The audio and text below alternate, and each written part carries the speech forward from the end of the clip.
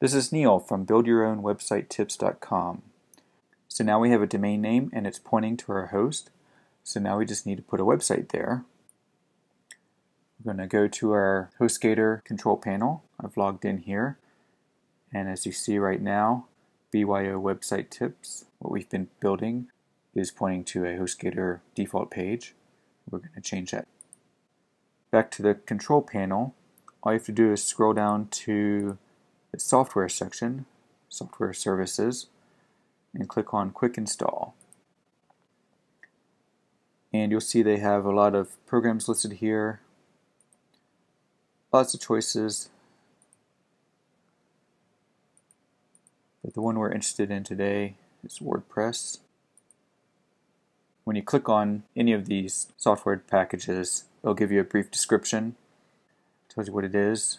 WordPress is a blog software, but many would also call it CMS or content management system, even though they have several options here, a whole lot of options here. WordPress is by far the most popular, so there's probably no wonder that they moved this up to the top. So let's go ahead and continue. There's a few fields you need to fill out here. If you want it in a different directory, say byowebsitetips.com/blog, you could do that here, but I'm using WordPress as my homepage, so I'm going to leave that blank. You can enable auto upgrades, probably a good idea, and then you just fill in your email, the title, build your own website tips, and admin user be Neil. And all you have to do is click on install and wait.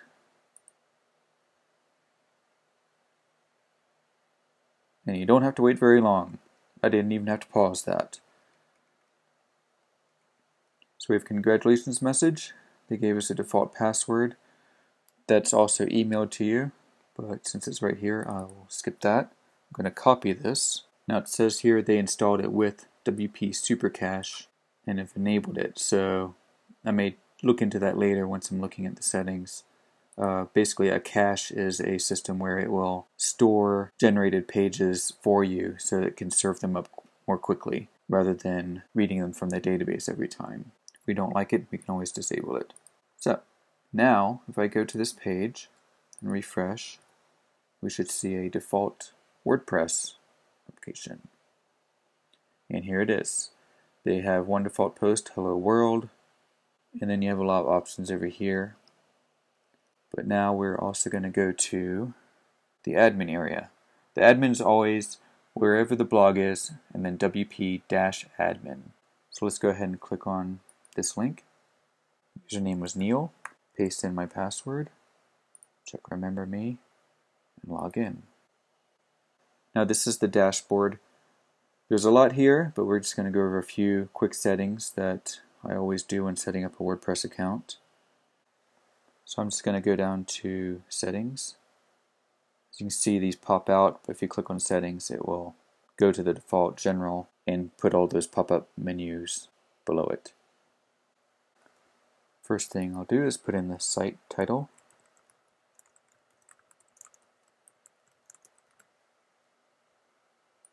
And you can put in a tagline here. I can't think of one for the moment, so I'll just delete that.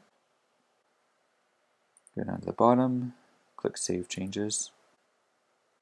Another important thing to do is change your permalinks. I was going to say change it to post name, but they already did that for you. That's what most people do. What that means is it will show the name of your post in the link. So like here, byowebsitetips.com sample post, rather than some cryptic thing like a number or a date or archives. That makes it easiest to find, easier to read for everyone. So, don't need to change that. The other thing you should always do is go to Users, change your password. So I'm going to click on Neil, and go down to the bottom, and enter a new password.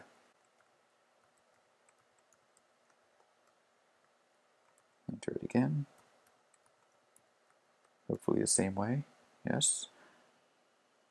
And update my profile. And one more thing I want to do is just go back to the dashboard and show you doing a quick post. Right here is quick draft. Do test title, test post body. Save that as a draft. Now a draft is a post that's not live yet. So all you have to do is click on this, go to it, which is edit the post, and then click on publish. And then we'll go look at the site real quick. And there, test title, test post body. That's how easy it is to make a post.